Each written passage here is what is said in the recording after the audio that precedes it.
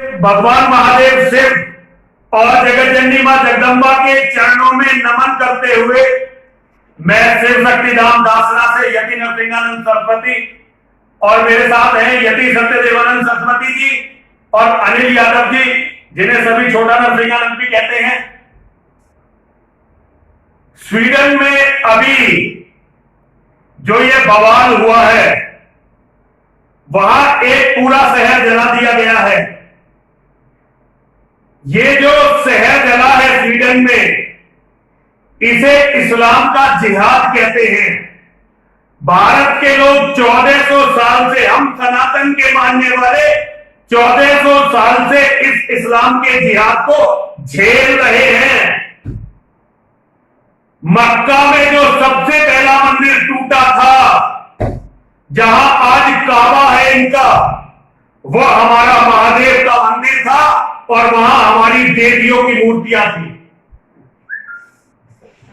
1300 साल से ज्यादा हो गए जब मोहम्मद बिन कासिम सिंध में आया था और मोहम्मद बिन कासिम ने सिंध में 50,000 बेटियों को हमारी को छीनकर उनकी अरब में ले जाकर मंडी लगाई थी। राजा दाहिर के परिवार की औरतों ने जौहर किया था। लाखों की संख्या में हिंदुओं को मोहम्मद बिन कासिम ने मार दिया था। और यह भी याद रखने की जरूरत है कि मोहम्मद बिन कासिम अपने कार्य में सफल नहीं होता यदि राजा दाहिर ने कुछ मुसलमानों को अपने यहां शरण नहीं दी होती। अरब में लड़ाई चल रही थी मोहम्मद के परिवार वालों की और उनकी, जिन्हें मोहम्मद ने मारा था।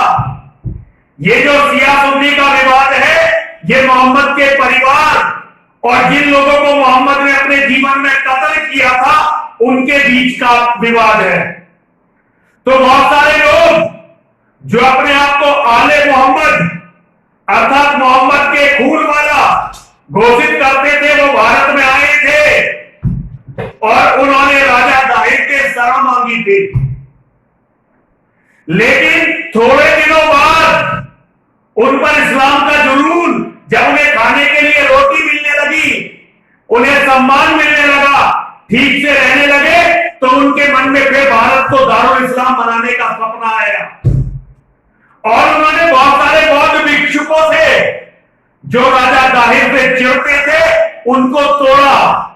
वो राजा दाहिर की सारी कमियों को राजा के साथ रहकर जान गए थे और उन्होंने राजा दाहिर के सारे राज अरब के लुटेरों को बताए। और उसके बाद राजा दाहिर पर आक्रमण हुआ।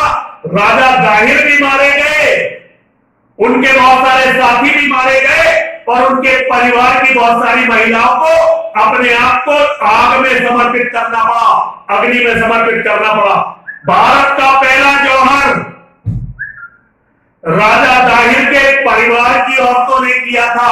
यह पहला जौहर था। उसके बाद से आज तक भारत में यही कहानी हर बार दोहराई जाती है।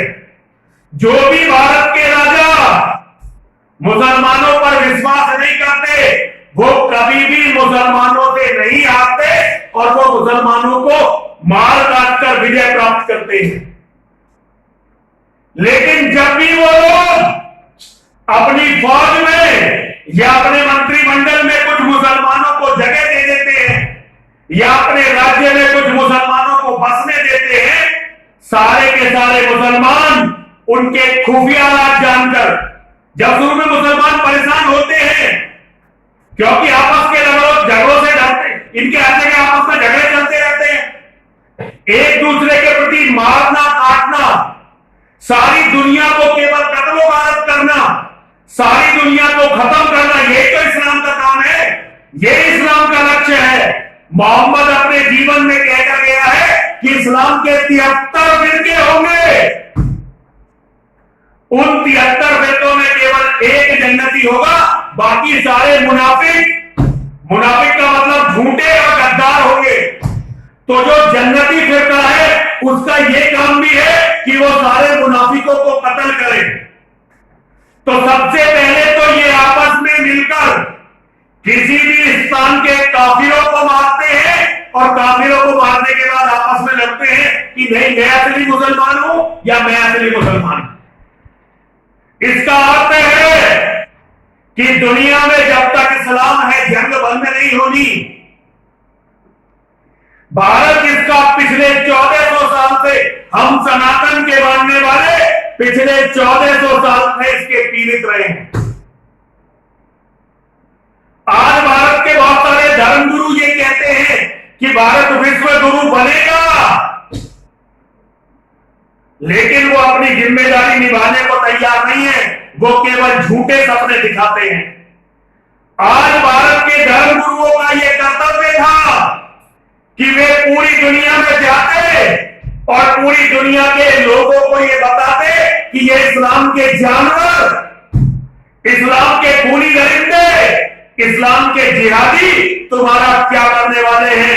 यदि तुम नहीं माने और अपने आप तुमने इन्हें जगह दे दी या शरण दे दी तो तुम्हारा यही हाल होना है जो 1300-1400 साल भारत का हुआ। लेकिन भारत के धर्मगुरुओं ने यह कार्य नहीं किया। धर्मगुरु केवल ज्ञान से नहीं बनते, धर्मगुरु केवल ऐश्वर्य से नहीं बनते, धर्मगुरु बनते हैं सत्य के प्रति निष्ठा से। धर्मगुरु बनते हैं हर तरह के अन्याय का प्रतिरोध करने की क्षमता से। सुकरात को जहर दिया गया, उसे एक अपॉर्चुनिटी दी गई थी कि या तो अपने विचारों से समझौता कर लो या जहर पी लो। सुकरात ने जहर पीना मंजूर किया, अपने सिद्धांतों से समझौता नहीं किया। इसीलिए सुकरात को धर्मगुरु माना जाता है। गैलीलियो को भी कहा गया, गैलीलियो ने जब यह सिद्धांत बताया कि पृथ्वी घूमती है सूरज के चारों तरफ, तो यूरोप के ईसाइयों ने गैलीलियो को सूली चढ़ाने का आदेश दिया, लेकिन गैलीलियो ने क्षमा मांग ली। गैलीलियो को केवल वैज्ञानिक माना जाता है, धर्मगुरु नहीं माना जाता। भारत के धर्मगुरुओं ने किताबें पढ़ ली होंगी, रख ली होगी, ध्यान कर लिया होगा, लेकिन एक धर्मगुरु का कर्तव्य था अत्याचार के खिलाफ छाती खोलकर खड़ा होना और अन्याय और असत्य को पूरी दुनिया में नंगा करना। इस कर्तव्य को भारत के धर्मगुरु कर नहीं सके। हम जब इस्लाम के सबसे पुराने पीड़ित हैं तो हमें पूरी दुनिया को यह बताना था कि यह कितना बड़ा खतरा है, लेकिन हमने इसकी जिम्मेदारी को नहीं निभाया। आज केवल यूरोप खतरे में नहीं है, बल्कि पूरी मानवता खतरे में है। भारत में जिस तरह से ये जिहादी बढ़ रहे हैं, अगर इनका भारत पर कब्जा हो गया तो पूरी दुनिया में मानवता नष्ट हो जाएगी। मैं भारत के सभी धर्मगुरुओं के चरणों में ये प्रार्थना करता हूं, आपने बहुत सारा समय गंवा दिया है, आपने बहुत सारा लोगों की हत्या भी आपकी अकर्मण्यता और कायरता के कारण हो गई है। अब जाग जाइए, न केवल हमें बचाइए, सारे सनातन के मानने वालों को बचाइए, बल्कि इस्लाम के जिहाद को समाप्त करवाकर सारी मानवता को भी बचाइए। ये धर्मगुरु होने के नाते आपका कर्तव्य है। मैं एक छोटा सा सन्यासी हूं, लेकिन मैं ये अच्छी तरह से जानता हूं कि इस्लाम के जिहाद को खत्म करे बिना न मेरे बच्चे बचेंगे, न मेरा परिवार बचेगा, न मेरा अस्तित्व बचेगा। अगर मुझ जैसा छोटा सन्यासी ये जान सकता है तो अपने आप को जगत गुरु कहने वाले लोग, अपने आप को सन्यासी कहने वाले लोग, अपने आप को सनातन का धर्म गुरु कहने वाले लोग इसे कैसे नहीं जानते। और यदि आप जानते हैं तो दुनिया को आपने बताया क्यों नहीं। यदि आपने ये दुनिया को बताया होता तो आज दुनिया बहुत सुरक्षित होती और वास्तव में आपको विश्व गुरु मान रही होती। कोई भी गुरु, कोई भी व्यक्ति यदि धर्म गुरु बनना चाहता है तो सबसे पहले उसे निर्भीक बनना पड़ेगा। किसी का भी भय उसके मन में नहीं होना चाहिए। उसे निर्लोभी होना पड़ेगा। कितना ही धन उसे खरीद ना सके, और उसे निर्मोही भी होना पड़ेगा। कितने ही बलिदान देने पड़े, लेकिन धर्म को बचाना उसका पहला कर्तव्य है। ये मेरी बात भारत के सारे धर्म गुरुओं के चरणों में पहुंचे और वो इस बात को समझे।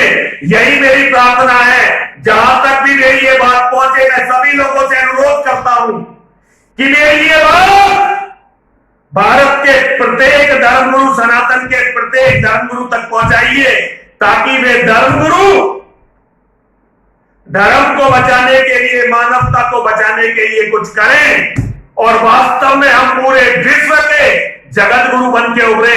केवल यही मुझे कहना है। हर हर महादेव, हर हर